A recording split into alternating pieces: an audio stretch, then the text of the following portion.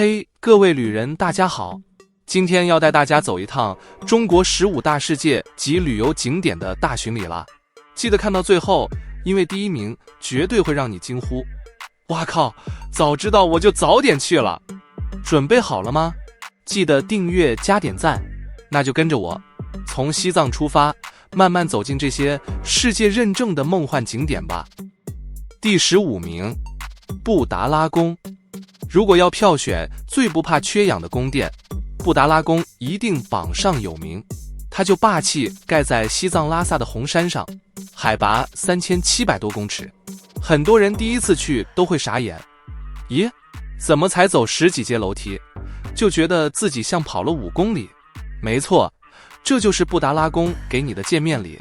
外观看起来，布达拉宫就像一座巨大白色堡垒，气场强到你怀疑它是不是古代的终极防御塔。墙壁厚的跟城墙一样，有些地方甚至超过5公尺。这根本不是防小偷，这是防军队的规格啊！重点来了，布达拉宫不仅是观光景点，它还是历代达赖喇嘛的东宫，也就是他们办公、开会、修行、生活的核心地带。简单讲，就是古代的宗教总统府。里面收藏的东西厉害到爆，有金碧辉煌的佛像、色彩鲜艳的壁画，还有成堆古老经书，随便看一眼都觉得自己 IQ 瞬间进化。但别以为它只有庄严，其实晚上点起灯的布达拉宫，整个宫殿在拉萨夜空下发光，远远看过去就像悬浮在半空中，你会觉得自己好像跑进奇幻电影的片场。白天看是雄伟，晚上看是梦幻，一座宫殿直接双重体验。不过提醒大家，去布达拉宫除了带相机，更要带好肺活量，因为高原反应真的不是开玩笑的。很多人笑说，来布达拉宫除了欣赏历史，还顺便考验自己能不能一边缺氧一边感动。第14名，兵马俑。讲到兵马俑，直接先来一句，秦始皇真的是收藏狂魔。现代人收集模型公仔、动漫手办，他老人家一出手就是几千个真人比例的兵马俑军团，这规模根本就是古代版的超级手办展览。这些兵马俑可是被誉为世界第8大奇迹。上世纪70年代被农民挖井的时候意外发现，结果一开挖，哇咧，居然挖出一整个地下军队，考古学家都吓到喷饭。秦始皇原来真的打算死后继续称霸。更扯的是，每一个兵马俑的脸都不一样，而且你要注意，这些兵马俑原本是彩色的，只是经过2000多年颜色褪掉了，现在看到的大多是土灰色。想象一下，原本现场是彩色大军，光用脑补就觉得画面太中二了。第13名，黄山。说到黄山，大家应该都听过一句老话，五岳归来不看山，黄山归来不看岳。这意思就是其他名山看一看就好，但你一旦爬过黄山，就会觉得全中国的山都在陪跑。夸张吗？一点都不。你知道吗？黄山最有名的4绝，先讲奇松。黄山的松树是出了名的坚强，整天粘在悬崖峭壁上，树根深到好像打了地基。最经典的迎客松，树枝张开就像在跟你招手，感觉进山的游客都变成他的 VIP 客人。再来是怪石，黄山的石头根本是大自然的艺术家，随便一块都长得超有个性，什么飞来石、猴子观海、仙人指路，名字都充满想象力。你站在那边看，真的会忍不住脑补，哇，这块石头好像真的在比赞耶。再来我们讲云海，直接一个字，仙。黄山的云海堪称仙侠片专属滤镜，白雾翻腾，山峰若隐若现，你走在其中，分分钟以为自己是修仙小说的男主角。难怪那么多古代文人跑来这边写诗画画，灵感多到溢出来。至于温泉，那是古代皇帝的最爱，泡在黄山温泉里，凉风习习，背景是一堆仙气缭绕的山峰。说真的，这种享受比5星级饭店还高档。重点是，黄山一年4季都美，春天花开，夏天绿意盎然，秋天枫叶红到像打翻颜料，冬天直接变冰雪童话，你什么时候去都能看到不同风景。很多人甚至去黄山不止一次，根本就是无限回刷副本。所以说，黄山不只是登山客的天堂，更是摄影师的梦想圣地。来一次，你会觉得自己照片拍到记忆卡爆满；走一次，你会怀疑自己是不是偷渡进仙境。第12名，张家界。讲到张家界，很多人第一个反应就是，咦，这不就是《阿凡达》的潘朵拉星球吗？没错，导演詹姆斯·卡梅隆当年就是被这里的奇峰怪石震撼到，才把它当成灵感搬进电影里。张家界最有名的就是那些直冲天际的石柱山，数量多到像一支石头军队在排队欢迎你。有的山峰高耸细长，云雾缭绕，你从远处看会真的怀疑它们是不是在飘起来。站在观景台看风景，简直就是现实版的空中楼阁。这边的经典景点袁家界有一块石头山被命名为哈利路亚山，光听名字就很中二感。其实它就是《阿凡达》里悬浮山的原型，很多游客都会在那边拍照，然后配文：我来潘朵拉探亲了。如果你胆子够大，张家界还有一个很有名的玻璃桥，这桥横跨峡谷，全透明玻璃，往下一看，直接是几百公尺的深渊。第一次走上去的人，腿都会抖到像开了抖音滤镜。很多人笑说，这桥不叫玻璃桥，应该叫检验心脏强度桥。除了震撼的风景，张家界还保留了很多土家族、苗族文化。你不只是看山，还能体验少数民族的歌舞和美食，比如说特色的腊肉、米酒，一吃一喝，整个人直接融入在山水人情里面。而且张家界的变化四季分明，春天烟雾缭绕，夏天绿意盎然，秋天红叶点缀，冬天雪景梦幻。无论什么时候来，都像在开不同主题的风景盲盒。所以啊，张家界让你亲眼见证大自然开外挂的地方，你会觉得人类拍的科幻片再怎么炫，也打不过地球自己原生的奇迹。第11名，九寨沟。讲到九寨沟，你一定听过一句话：黄山归来不看月，九寨归来不看水。意思就是这里的水美到你看完，其他湖泊瞬间变背景板。九寨沟位在四川阿坝藏族羌族自治州，名字来自于沟里有9个藏族村寨，所以叫九寨沟。这边的湖泊、瀑布、雪山、森林全都集合在一起，活脱脱就是大自然的综合景区套餐，而且还是豪华版。最经典的当然是湖水，九寨沟的水清澈到可以直接当镜子，湖底的树枝石头看得一清二楚。更夸张的是，它会随着光线和季节变换颜色，有时候是碧绿，有时候是宝石蓝，甚至带点金黄色。你站在湖边，随便一拍就是手机桌布等级。这里还有著名的诺日朗瀑布，瀑布群气势大到像大自然开了水龙头，水声轰隆隆，远远听就觉得心情被洗涤一遍。难怪当年张艺谋拍英雄电影时还特地来这边取景。秋天的九寨沟更是颜值巅峰，满山的红叶、黄叶、绿松树，加上湖水的倒影，整个画面直接升级成高清油画。很多摄影师都说，来九寨沟拍照，你只要按快门，不用修图，照片直接就能卖。不过要提醒大家，九寨沟地处高原，气候变化快，记得多带件外套，不然一定感动到打喷嚏就有点不浪漫了。第10名，桂林山水。大家有没有从小就被那句广告词洗脑，桂林山水甲天下？结果一到这边才发现，啊，不就是真的吗？这边的山不只是甲天下，简直就是大自然的奇形怪状雕刻展览馆。桂林的山跟别的山不一样，它们长得瘦瘦高高，像一根根竹笋插在地上，有的山头圆滚滚像馒头，有的尖尖的像毛笔，还有一座直接长得像骆驼趴在那边，你一看就懂为什么叫象鼻山。这就是大自然的即兴创作。而桂林最经典的玩法就是做竹筏游漓江，江水清澈见底，两岸山峰倒映在水面，整条河像一幅会动的山水画。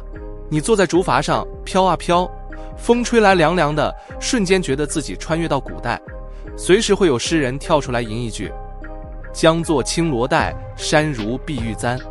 不过别以为这边只有诗意，现实一点的就是夏天的桂林蚊子也很甲天下。你浪漫欣赏山水的时候，驼们也在欣赏你。顺便当你是晚餐套餐。除了山和水，桂林还有满满的洞穴奇观，像芦笛岩，里面灯光打下去，钟乳石五颜六色，直接变成现实版的奇幻世界。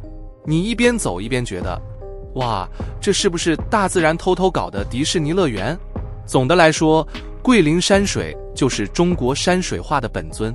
来一趟桂林，你会发现书本上的山水画不是画得太夸张，而是画得太保守。现实比艺术还要艺术，这就是桂林的魔力。第9名，西湖。讲到西湖，你第一时间会想到什么？雷峰塔、断桥残雪，还是西湖醋鱼？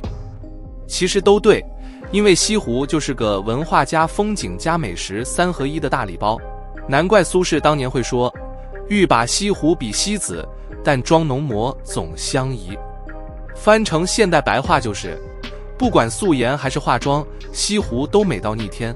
西湖最经典的玩法就是走走停停，边走边被美景塞满眼睛。断桥残雪是必打卡的点。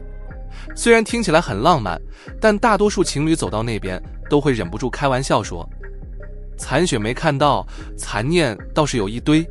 再来就是雷峰塔，传说白娘子被法海压在里面，简直是中国神话界的永恒八卦。很多人爬上去看风景，但说实在的，大多数人心里都在想，白娘子你还好吗？西湖还有实景，比如三潭印月、苏堤春晓、平湖秋月，名字听起来都很仙，完全是古代文人起名大赛的冠军名单。你走在那边不需要滤镜，随便一个角度拍出来，直接就是古风 MV。 不过我要提醒一点，西湖虽然浪漫，但人潮也很浪漫，特别是节假日，湖边的人数比湖里的鱼还多。你拍照的时候，背景80%会多出几个阿姨比耶，或者叔叔举自拍杆。吃的部分也不能错过，西湖醋鱼、龙井虾仁，每一道都是杭州的招牌。很多游客边逛边吃，最后发现自己肚子圆得比雷峰塔还饱满。所以啊，西湖不只是风景名胜，它还是一个充满诗意和故事的地方。你可以来这边谈恋爱、拍美照、吃美食，甚至发呆都行。反正结论就是，西湖随便你怎么玩，都能玩出一段属于自己的小浪漫。第8名，丽江古城。讲到丽江古城啊，简直就是那种一走进去就好像掉进时光机的地方。它位在云南省丽江市，整个古城有800多年历史，而且最特别的是，它居然没有城墙。没错，你没听错，当年人家自信到不需要城墙保护，因为靠的是地形加聪明的水系。古城里面的青石板路、木头房子，还有那些到处流淌的小溪，组合起来超像一幅会动的画。你走着走着，可能一边听到那溪谷乐飘出来，一边又闻到烤牦牛肉的香味，瞬间让人觉得这才是人生啊。说到纳西族，他们可是这里的主人，保留了超多独特的传统文化。你可能会遇到穿着民族服饰的大妈在跳舞，或者小伙子拿着3弦在唱歌，画面感超疗愈。还有最经典的四方街，这地方就像古城的心脏，白天热闹到不行，晚上更是人山人海。无论是喝一杯小酒，买点手工艺品，还是单纯坐着看人来人往，保证你不会无聊。丽江古城不只是个景点，它更像是一种慢生活体验。在这里你会发现，人生其实可以很简单，晒太阳、听流水、喝小酒。嘿，说不定你一不小心就被这股古城的浪漫氛围套牢，不想回家了。第7名，长白山。它位在吉林和朝鲜的交界，光是名字就霸气，意思是长长的白色大山。听起来就很仙气吧？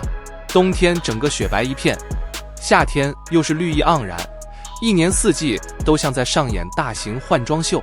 最经典的就是天池，这个天池不止颜值爆表，还自带神秘 buff。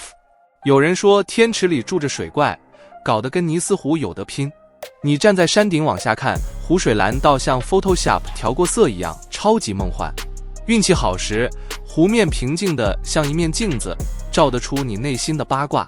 除了天池，长白山的温泉也超有名，你知道吗？在零下20度的冰天雪地里泡个热腾腾的温泉，那感觉就像人生开外挂。而且当地人还会直接拿鸡蛋放到泉水里煮，吃起来带着硫磺味。奇怪的是还挺好吃的。长白山还是动植物的天堂，稀有动物一堆，像是东北虎、黑熊、梅花鹿都有可能跟你打个照面。别担心，它们通常不爱自拍，除非你长得像一根火腿肠。更酷的是，长白山还是满族的发源地，历史文化分量超重。清朝皇帝可是把这里当成龙兴之地，风水一流。换句话说，走一趟长白山，不只是看风景，还顺便帮自己沾点帝王气，搞不好回家买彩票都比较容易中奖了。第6名，颐和园。这地方可以说是北京的豪华后花园，而且是清朝皇帝和皇后专属的度假胜地。要是古代有 Instagram， 颐和园绝对是当年最强网美打卡点。首先，整个颐和园的面积大到夸张，相当于3个紫禁城那么大，里面山光水色一应俱全，完全就是把江南园林搬到北京的概念。核心就是昆明湖和万寿山，一个水一个山，风景配合到简直像剧本写好的。讲到昆明湖，它可不是单纯的湖，清朝皇帝还特别让人挖出来的。湖面大得像一面镜子，夏天还能划龙舟，冬天直接变成天然溜冰场。古代的皇家运动会就在这儿举行。再说到万寿山，你爬上去以后，北京城的景色一览无遗，妥妥的古代版观景台。山上的佛香阁更是当时皇帝祈福和秀面子的地方。最特别的还得提长廊，这条长廊足足700多公尺，全世界最长的画廊走廊，两边的梁柱上画了上万幅图案，从神话故事到山水美景应有尽有，简直是古代版的连续剧长廊，一边走一边追剧。而且慈禧太后特别爱这里，甚至把原本应该花在海军经费的钱直接拿去修颐和园。所以有人说颐和园是大清最后的奢侈，听起来是不是有点心酸又奢华？所以颐和园你走一趟就像穿越到清朝当 VIP 客人。第5名，故宫。这故宫啊，根本就是古代的顶级豪宅。它位在北京的正中心，明清2代一共24个皇帝在这儿上班、睡觉、吃饭、处理八卦政治，活生生就是古代的皇帝日常 Vlog 拍摄地。先来点硬核数据，故宫占地72万平方公尺，房间超过8700间。光是听这个数字就知道，皇帝要是半夜上厕所没带 GPS 可能会迷路。最标志性的就是午门，走进去后就是一连串金碧辉煌的宫殿。太和殿那可是当年皇帝举行大典的地方，地位就像古代联合国大会，里面的龙椅更是权力的象征，谁敢随便坐，小命可能马上没了。不过故宫不只是权力的象征，它还是一个巨大的艺术宝库，各种瓷器、玉器、字画、钟表全都在这里收藏。等于走一圈故宫就像逛了一次顶级艺术博览会。而且别忘了，故宫的布局可是按照风水学来的，中轴线一条贯穿南北，处处都在告诉你，天子就是要天人合一，连建筑都替皇帝撑腰。当然了，故宫还有很多小八卦，比如慈禧太后晚年也超爱住在这里，再比如传说里有故宫灵异事件，晚上有人看见红衣小孩飘过，虽然真假难辨，但也让故宫更添一层神秘感。故宫不只是看古代建筑，它是帝王的豪宅和历史的剧场。你走进去的那一刻，保证有种自己也变成宫斗剧主角的错觉。第4名，长城。它横跨15个省份，全长2万多公里。古代人没飞机，没挖掘机，全靠人力石头一块块垒上去，真的是人类毅力的超级建筑奇迹。最经典的那句话你一定听过，不到长城非好汉。结果很多人第一次去爬，走没几步就气喘吁吁，心里默默想，我是不是不配当好汉？不过别怕，长城有不同的段落，有的平缓，有的陡的跟梯子一样，挑一段适合自己的，就能边走边装帅。长城的功能当然不只是观光，它最初是为了防御外敌，相当于古代的防火墙。士兵们站在长城上，白天看风景，晚上守边疆。想象一下，古代士兵冬天在长城上吹冷风，可能心里也会抱怨，老板，我什么时候能转正？而且长城并不是一条直线，而是顺着地形蜿蜒起伏，远远看去就像一条巨龙趴在大地上。特别是在八达岭那一段，人山人海挤得跟跨年演唱会一样，甚至有人说想看长城本体得先挤过100个游客的背影。更厉害的是，长城居然还能从太空中被看见，光是这个传说就足够让长城成了全世界最有名的地标之一。第3名，黄龙风景区。这地方简直是大自然亲手调色盘打翻的现场。它位在四川阿坝藏族羌族自治州，海拔3000多公尺，光走进去就有种进入仙境的错觉。最有名的就是那一条条碧绿的钙华池子，远远望去像一条金龙盘卧在山谷中，所以才叫黄龙。这些池子颜色会随着季节和光线变换，从祖母绿到天蓝色，漂亮到根本像开滤镜开太大。除了池子，黄龙还有原始森林、雪山、峡谷，四季完全不同风格。春天百花开，夏天满眼绿，秋天红叶黄叶交错，冬天直接变成冰雪世界，完全可以拍仙侠剧，不需要搭景。更酷的是，黄龙可是世界自然遗产，因为这里的生态环境保存超好，连国宝大熊猫金丝猴都在这儿安家。换句话说，你不只是看风景，说不定还能偶遇熊猫邻居。走在黄龙的栈道上，你会发现空气清新到爆，吸一口就像洗了一次肺。很多游客开玩笑说，在这里走一圈，感觉整个人都升级了，连 WiFi 信号都变强了。黄龙风景区不只是风景，它是仙境、调色盘、动物乐园3合1的大自然奇迹。走过一回，保证你会怀疑自己是不是误闯进了天宫。第2名，澳门。澳门历史城区，它在2005年被列为世界文化遗产。说白了，这里就是把几百年的历史、宗教、商业、生活全都塞进一个不大的城区里，结果硬是让人看得目不暇接。先说最经典的地标，大三八牌坊。它原本是圣保禄大教堂，后来一场大火把教堂烧没了，就剩下这一面石墙。你远远看过去，它就像个历史残影，却撑起了澳门的精神象征。白天游客挤得跟跨年一样，晚上打灯的时候，拍照效果直接满分。再来是妈阁庙，这是澳门最古老的庙宇之一。传说澳门这个名字就是从妈阁庙的妈阁演变来的。走在这里，你能感受到超浓厚的中国传统信仰氛围，香火鼎盛，连渔民出海前都要来求平安。当然还有议事亭前地，那地方完全是葡萄牙风情的缩影，石板路拼出波浪纹，彩色的欧式建筑一栋接一栋，一边是百年老店卖葡式蛋挞，一边是地道茶餐厅煮云吞面，中西合璧到让你胃口跟眼睛都停不下来。更厉害的是，这个历史城区里的建筑风格超多样，有巴洛克式的教堂、古典的中式庙宇、葡萄牙殖民时期的民宅，甚至还有西式军堡。你走几分钟，就像从欧洲瞬间穿越到中国。再跳回拉美小镇，超时空漫游直接给你免费体验。